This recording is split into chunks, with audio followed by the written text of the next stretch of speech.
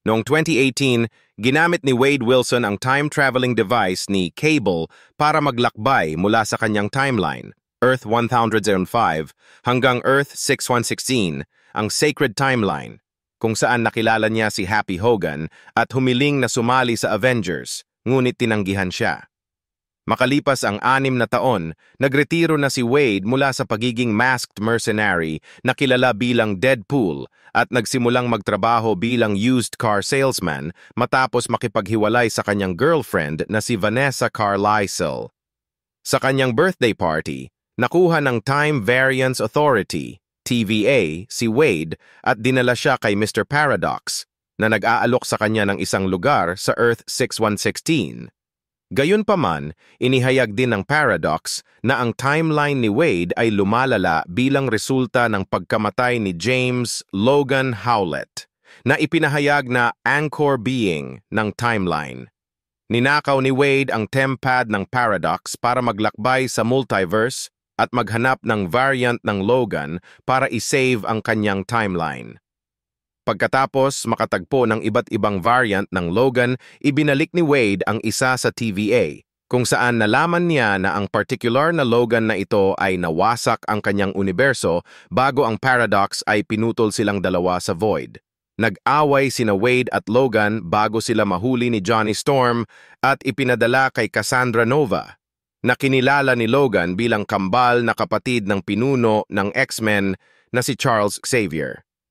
Pagdating sa pugad ni Nova, ipinakita niya ang kanyang kapangyarihan na manipulahin ang isip ng mga tao at ipinaliwanag ang kanyang kasunduan sa TVA na manatili sa Void bilang isang leader ng gang. Pagkatapos ay pinatay niya si Johnny at sinubukang palaisipan si Wade sa pakiramdam na hindi siya kailangan bago lumitaw si Alioth. Nakatakas sina Wade at Logan bago sila maubos ni Alioth.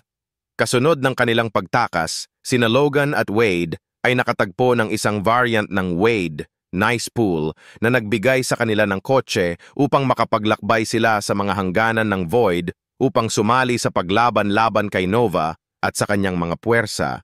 Ngunit pinarusahan ni Logan si Wade dahil sa pagtatago ng katotohanan na siya ay hindi siguradong maayos ang timeline ni Logan.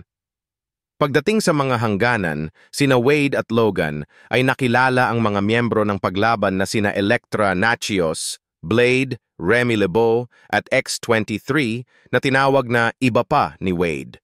Gusto ng others na makipagtulungan kina Wade at Logan para labanan si Nova, ngunit tumanggi si Logan na makipagtulungan. Gayunpaman, sa kalaunan ay sumuko siya pagkatapos ng isang pag-uusap sa X-23 tungkol sa kanyang kawalan ng kakayahan na iligtas ang X-Men sa kanyang universo. Sina Wade, Logan at ang iba pa ay pumunta upang harapin si Nova, na si Logan ay may kapansanan sa pag-iisip, ngunit inilagay ni Wade ang helmet ni Juggernaut sa kanya upang harangan ang kanyang mga kapangyarihan. Binaril ni Pyro si Nova at ipinakita ang kanyang sarili bilang sleeper agent ni Paradox na nakatalagang pumatay sa kanya. Hinikayat ni Logan si Wade na tanggalin ang helmet para payagan si Nova na gumaling at bilang kapalit, gumamit si Nova ng sling ring mula sa variant ng Doctor Strange para magbukas ng portal para maglakbay ang duo sa timeline ni Wade. Sa pagdating sa Earth 1005, nalaman ni Wade at Logan na ginagamit ng Paradox ang Time Ripper, isang device na ginawa ng Paradox para maawa ang pagiging maagap at plano niyang gamitin sa timeline ni Wade nang walang pahintulot mula sa kanyang superior.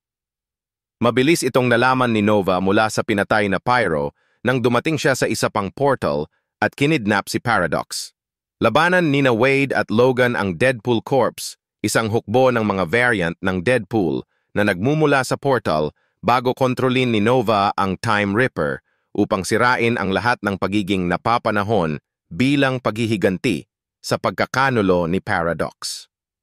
Sinabi ng Paradox kina Wade at Logan na maaaring maputol ang daloy ng kuryente ng Time Ripper sa halaga ng kanilang buhay.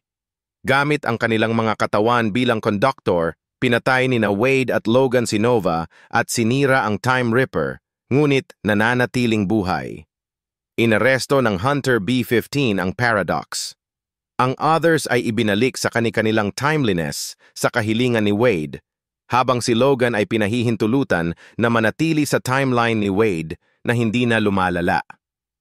Umaasa si Logan para sa pagbabago sa kanyang nakaraan, ngunit sinabi sa kanya ng B-15 na ang kanyang nakaraan ang dahilan kung bakit siya ang anchor na kailangan upang isave ang timeline ni Wade at walang dahilan para sa karagdagang pagbabago.